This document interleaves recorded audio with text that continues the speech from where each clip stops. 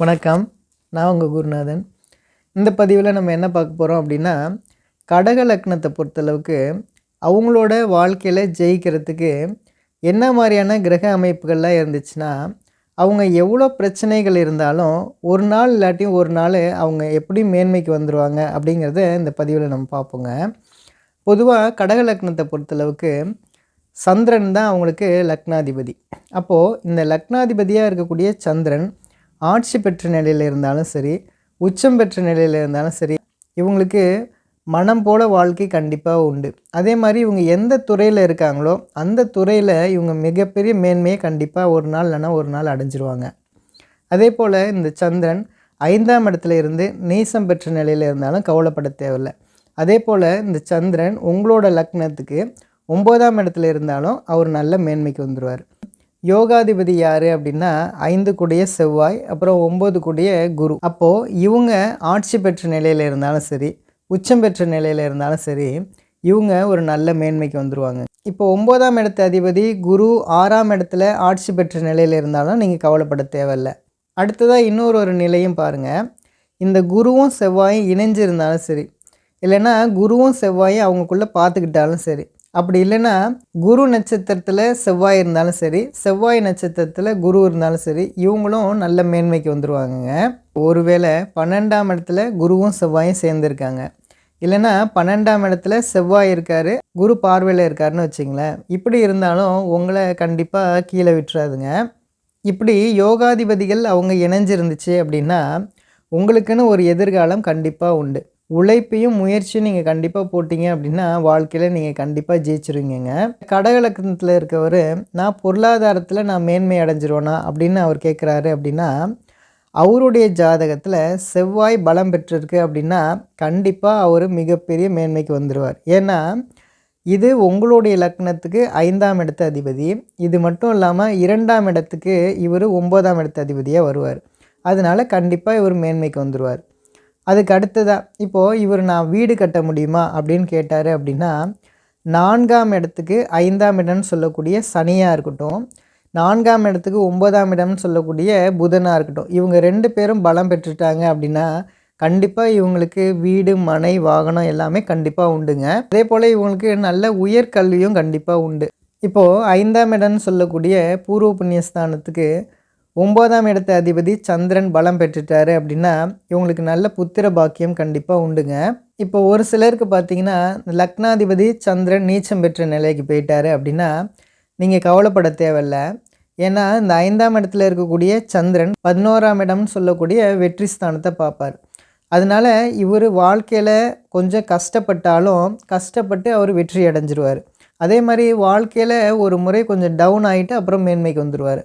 இப்போ இந்த சந்திரன் நீச்சம் பெற்ற நிலையிலிருந்து இதை சனி பார்த்துருச்சு அப்படின்னாலும் நல்ல ஒரு தலைமை பொறுப்பு உண்டு. நீச்சம் பெற்ற சந்திரனை செவ்வாயும் சனியும் பார்த்துட்டாங்க அப்படின்னா மிகப்பெரிய நல்ல பொசிஷனில் அவர் கண்டிப்பாக இருப்பாருங்க. இப்போது லக்னாதிபதின்னு சொல்லக்கூடிய சந்திரனாக இருக்கட்டும், 2ஆம் இடத்து அதிபதி சூரியனாக இருக்கட்டும், இவங்க பலம் பெற்றுட்டாங்க அப்படின்னாலே இந்த ஜாதகருடைய முகம் ரொம்பவே வசீகரமாக இருக்குங்க.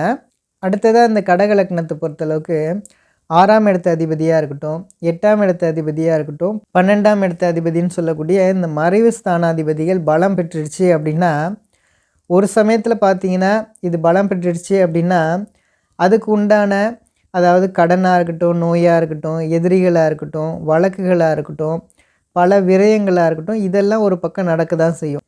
அதனால் நீங்கள் பார்த்தீங்கன்னா பாதிப்புகள்ங்கிறது ஒரு சைடு இருந்தாலும் கூட இந்த மறைவு ஸ்தானாதிபதி பலம் பெற்றுடுச்சு அப்படின்னா அது மிகப்பெரிய ராஜயோகத்தை இவங்களுக்கு கொடுத்துருங்க. அடுத்ததாக கடகலக்னத்தை பொறுத்தளவுக்கு இவங்களுக்கு மாரகாதிபதி யார் அப்படின்னா 2ஆம் இடத்து அதிபதினு சொல்லக்கூடிய சூரியன், அப்புறம் 7ஆம் இடத்து அதிபதி சனி. இவங்க 2 பேருமே ஜாதகத்தில் பாதிக்கப்பட்ட நிலையில் இருக்கிறது அப்படிங்கிறது ரொம்பவே நல்லதுங்க. இவர் தனாதிபதியாச்சே, இவர் பாதிக்கப்பட்ட பிரச்சனை இருக்குதா அப்படின்னா அது இருக்க தான் செய்யும். அதாவது குடும்பத்திலையாக இருக்கட்டும், கண்ணாக இருக்கட்டும், பல்லு, இந்த மாதிரியான விஷயத்தில் சில பாதிப்புகள் இருக்க தான் செய்யும்.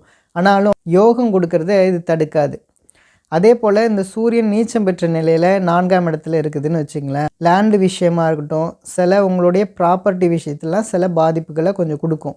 ஆனாலும் உங்களுக்கு யோகம் கொடுக்கறத தடுக்காது. இந்த கடக லக்னத்தை பொறுத்தளவுக்கு சூரியன் நீச்சம் பெற்ற நிலையில் இருக்கவங்களா இருக்கட்டும், சனி மறைவு ஸ்தானத்தில் இருக்கவங்களா இருக்கட்டும், இவங்க நிறைய பேர் பார்த்திங்கன்னா நல்ல டாப் லெவலில் இருப்பாங்கங்க. இந்த கடக லக்னத்தை பொறுத்தளவுக்கு பெரும் செல்வத்தை குறிக்கக்கூடியது யார் அப்படின்னா சனியும் சுக்கிரனும். இவங்க 2 பேரும் பலம் பெற்றுட்டாங்க அப்படின்னாலும் சரி, இவங்க 2 பேருடைய சேர்க்கை இருந்தாலும் சரி, இவங்க மிகப்பெரிய செல்வந்தராக இருப்பாங்க. இப்போது கடக லக்னத்துக்கு பாதகாதிபதின்னு சொல்லக்கூடிய சுக்கிரன் பலம் பெற்றுடுச்சு அப்படின்னா நமக்கு பாதகமான ஒரு செயல் கண்டிப்பாக உண்டு. ஆனால் யோகங்கிறது வேறு. இப்போது லக்னத்துக்கு 2ஆம் இடத்துல பாதகாதிபதி பலம் பெற்றுட்டாரு அப்படின்னு வச்சுங்களேன், இவங்க திருமண விஷயத்தில் கொஞ்சம் கவனமாக இருக்கணும். அதே மாதிரி பொருளாதாரத்தில் ஒரு வீழ்ச்சி இருக்க தான் செய்யும். அதுக்கப்புறம் அள்ளி கொடுத்துருங்க. அதே போல் இவங்களோட பேச்சு ஒரு சமயத்தில் எடுபடாது. அதுக்கப்புறம் அவங்களோட பேச்சு எல்லாத்துலேயும் எடுபடும். இது மாதிரியான விஷயங்கள் இருக்குங்க. கடகலக்கணத்தை பொறுத்தளவுக்கு சந்திரன் பலம் பெற்றிருக்காரு. இருந்தாலும் ஒரு வேளை சனியோடு சேர்ந்துருக்காரு. அப்படி இல்லை அப்படின்னா சுக்கிரன் சொல்லக்கூடிய பாதகாதிபதியோட சேர்ந்துருக்கிறாரு அப்படின்னா, இப்போ இவங்களை பொறுத்தளவுக்கு அவங்க நினச்சதை அடையிறதுக்கு ரொம்பவே போராடி தான் அவங்க அடைவாங்க. ஒரு சில விஷயங்கள் அவங்களோட லைஃப்பில் கிடச்சா கூட அது கொஞ்சம் அதிருப்தியோடு இருப்பாங்க. இப்போது கடக லக்னத்துக்கு லக்னாதிபதி சந்திரன் லக்னத்துக்கு 4ஆம் இடத்துல இருக்கார். சூரியனோட சுக்கிரனோட சேர்ந்துருக்காரு அப்படின்னா, அப்போ இவங்கள பொறுத்தளவுக்கு ஒரு வீடு வாங்குறதா இருக்கட்டும், வாகனம் வாங்குறதா இருக்கும், ஒரு முறை இதில் கொஞ்சம் தடைகள் ஏற்படும். அதே மாதிரி படிக்கக்கூடிய காலத்தில் ஒரு சில மிஸ்டேக்ஸ் நடக்கும்.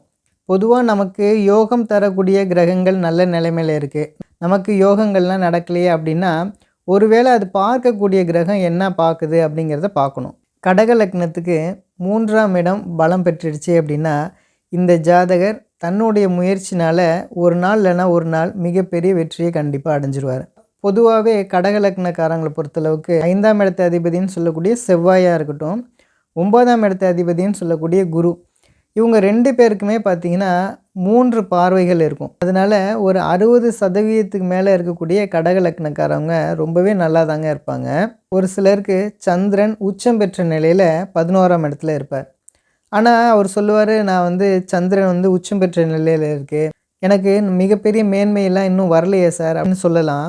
ஆனால் 11ஆம் இடம்னு சொல்லக்கூடியது இவங்களுக்கு பாதகஸ்தானத்தில் சந்திரன் இருக்கிறார். கொஞ்ச நாள் பார்த்திங்கன்னா அவர் சிரமப்படுவார், அதுக்கப்புறம் லேட்டாக அவர் மிகப்பெரிய மேன்மைக்கு வந்துடுவார். கடக லக்னத்தை பொறுத்தளவுக்கு 8ஆம் இடத்துல சந்திரன் இருக்காருன்னு வச்சுக்கோங்க. அப்போது அந்த ஜாதகர் வெளியூர் தூர தேசத்துக்கு போயிடுவார். அதை 9ஆம் இடத்த அதிபதி பார்த்துட்டாங்க அப்படின்னு வச்சுங்களேன், நல்ல மனிதர்களுடைய நட்பு கிடச்சி ஒரு மிகப்பெரிய ஆளாயிடுவார்.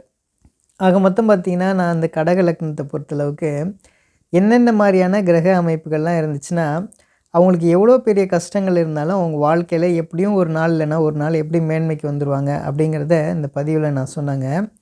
நம்புங்க, எல்லாமே நல்லதே நடக்குங்க. நன்றி நன்றி நன்றி.